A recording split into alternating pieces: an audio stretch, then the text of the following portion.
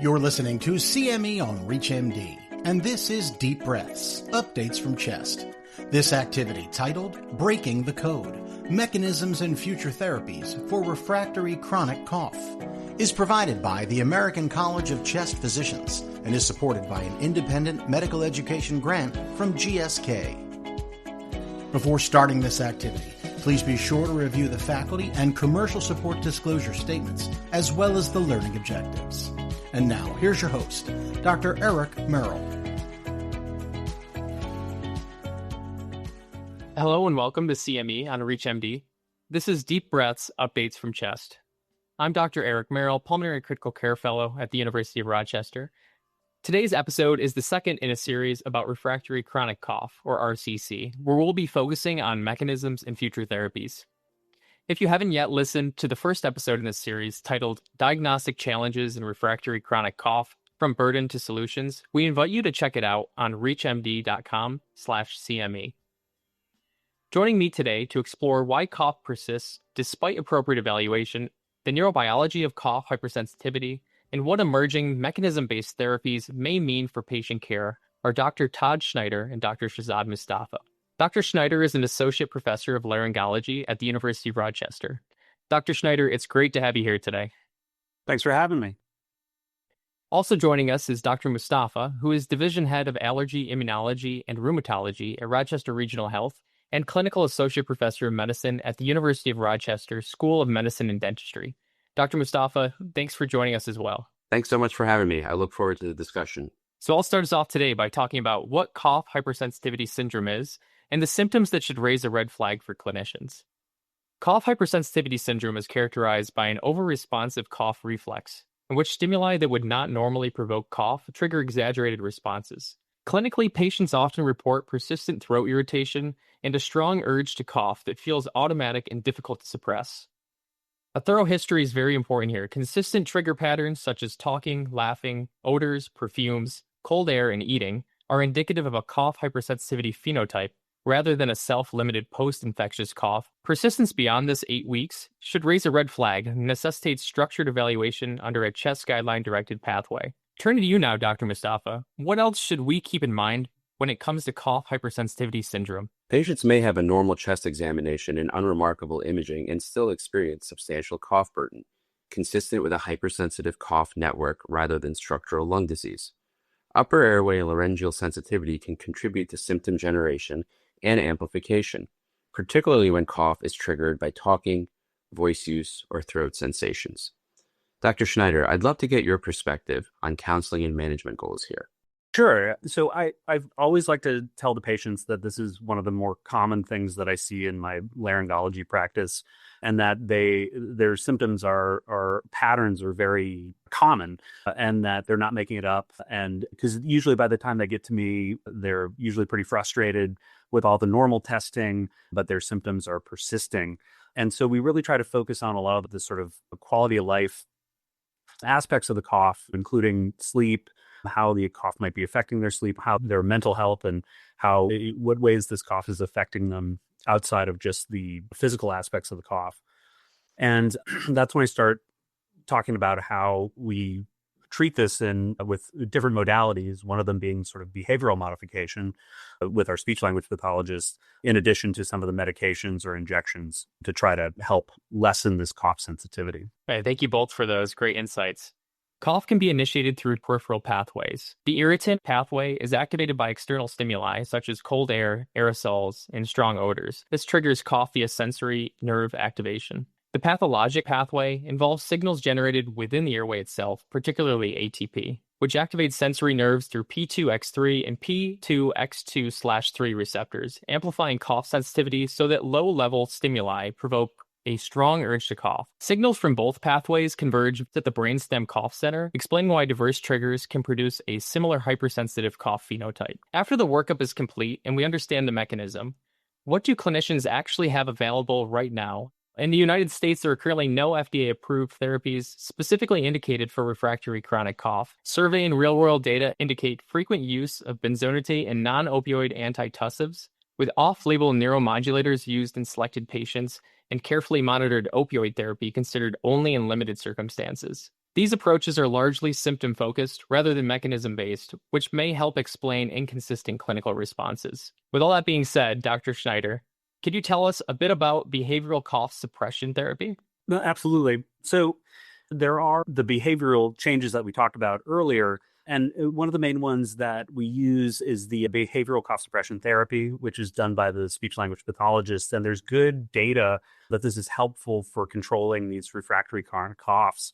And it's both a combination of breathing strategies and along with the behavioral aspects of the cough, vocal hygiene, and counseling sort of from a psychoeducational perspective to help folks sort of suppress some of this hypersensitivity that they're feeling that's creating the cough. And it tends to be used by clinicians a last resort, but we at the Voice Center, because we work directly with the speech language pathologist, try to integrate it with our pharmacological therapy to use as an adjunct rather than a last resort or when everything else fails. And to add on to that, a key challenge in practice is the absence of standardized sequencing strategies once cough becomes refractory. A more effective approach is to define clear treatment goals, typically focused on sleep, daily function, and quality of life, select an intervention intentionally, and reassess using structured follow-up. Lack of meaningful improvement should prompt adjustment of therapy, escalation of care, or multidisciplinary referral, rather than repeated empiric switching. For those just tuning in, you're listening to CME on ReachMD, and this is Deep Breaths, Updates from Chest. We're speaking with doctors Eric Merrell, Glenn Schneider, and Shahzad Mustafa about the biology of refractory chronic cough and future therapeutic avenues. Now that we've covered cough hypersensitivity and the current gaps in care, let's talk about the emerging treatment pipeline and how we should counsel patients on investigational options. The emerging RCC pipeline is increasingly mechanism-based, spanning both peripheral targets such as P2X3 antagonism and voltage-gated sodium channel blockade, and central mechanisms, again reflecting the heterogeneity in cough hypersensitivity. P2X3 antagonism remains the most advanced approach. Gefapixant, a P2X3 antagonist, has been approved in Japan, Switzerland, and the European Union for adults with refractory and unexplained chronic cough. However, it's not FDA approved in the United States. Next-generation P2X3 antagonists such as camlipixant remain investigational but are in phase 3 development. In recent clinical trials, gefapixant improved cough-related quality of life and cough frequency versus placebo in phase 3b cough 1 and 2 trials. Both trials reported taste-related adverse events, such as a metallic taste, decreased taste, and loss of taste in a majority of their patients. So this is a key tolerability consideration for this drug. Camlipixant, a more selective P2X3 antagonist, demonstrated placebo-adjusted reductions in objective 24-hour cough frequency by day 28 in the phase 2b trial, Soothe, with taste adverse events only in a minority of these patients, I believe only up to 6.5%. The pipeline is not P2X3 only. Investigational centrally acting agents such as nalbuphine, a kappa opioid receptor agonist, and other non-P2X3 targets such as NK1 and NMDA are under study, underscoring the need for individualized interpretation of emerging data. Coming back to you now, Dr. Schneider, what are some best practices for discussing these therapies with patients? That's a great question. All the time when we're talking about these medications, it's always a balance between effect and side effect. And so it's just important that when we have access to some of these newer cough drugs, that we discuss the taste disturbance and balance the effect versus side effect. But then also make sure that we're also doing our behavioral strategies and still trying to combine that with the medications so that we can get kind of a holistic treatment approach. So, Dr. Mustafa, do you have any thoughts? I do. Shared decision-making should define success using patient-centered outcomes, such as sleep, function, ability to speak and participate in social activities, and explicitly discuss trade-offs, symptom improvement versus side effects like taste effects, rather than implying a cure. Now, to contextualize this further in practice, what is one referral trigger from your specialty that should prompt timely multidisciplinary coordination in suspected RCC? Dr. Mustafa, let's start with you. Chronic cough lasts over 8 weeks with repeated empiric treatments and persistent impact on quality of life. Initiate early specialist referral with clear documentation to avoid repeated empiric therapies and diagnostic testing.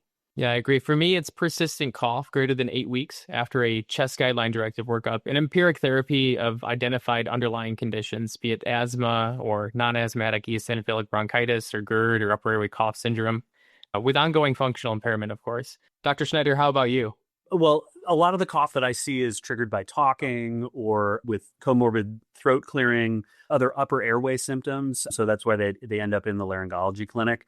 And I like it that the patients show up having had some workup of the lower airways, just so we're not suppressing a cough that might cause other issues like pneumonia, or that we're trying to suppress an asthmatic cough that could be treated with medications otherwise.